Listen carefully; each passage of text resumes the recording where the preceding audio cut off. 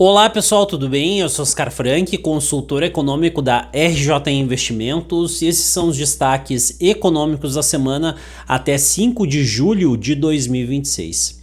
No cenário internacional, destaque para a revelação de diversos termômetros referentes ao mercado de trabalho americano, com proeminência do payroll relativo ao mês de junho de 2026.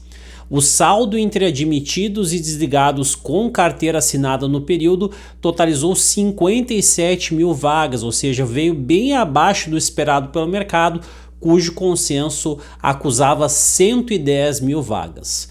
Além disso, os dados de abril e de maio foram revisados para baixo, subtraindo outras 74 mil vagas. Do ponto de vista setorial, para o mês de junho de 2026, tivemos um resultado muito ruim da parte de lazer e hospitalidade. Isso talvez possa ser explicado por um movimento de antecipação que ocorreu nos meses anteriores, graças à realização da Copa do Mundo nos Estados Unidos. Tanto é que, se nós excluirmos esse segmento, essa categoria, nós teríamos ao todo 118 mil vagas de trabalho sendo geradas. A taxa de desemprego, por sua vez, caiu de 4,3% para 4,2%. No entanto, isso ocorreu em virtude de um movimento de saída de trabalhadores da força de trabalho.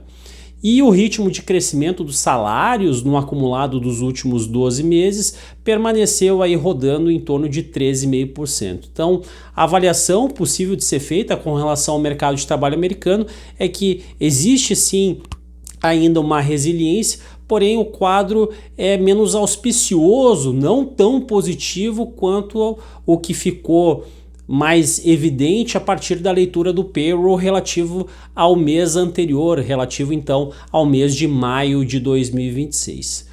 Outro destaque do ponto de vista do cenário internacional foram as manifestações do presidente do Banco Central americano, Kevin Warsh, que afirmou que o encaminhamento do conflito no Irã acaba gerando uma melhora do panorama da inflação dos Estados Unidos e que os ganhos de produtividade associados à inteligência artificial tem potencial desinflacionário, ou seja, para frear o ritmo de crescimento dos preços. Isso acabou sendo interpretado como algo mais doce, algo mais suave do ponto de vista da condução da política monetária dos Estados Unidos.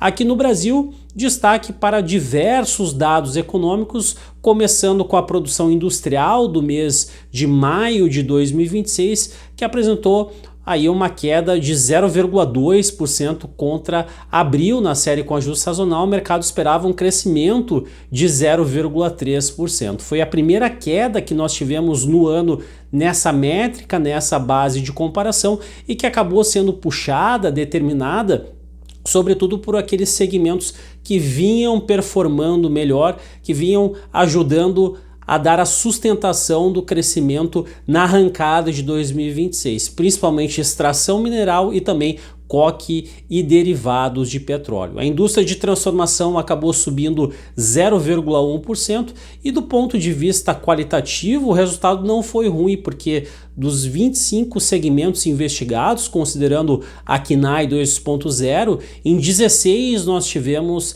elevação.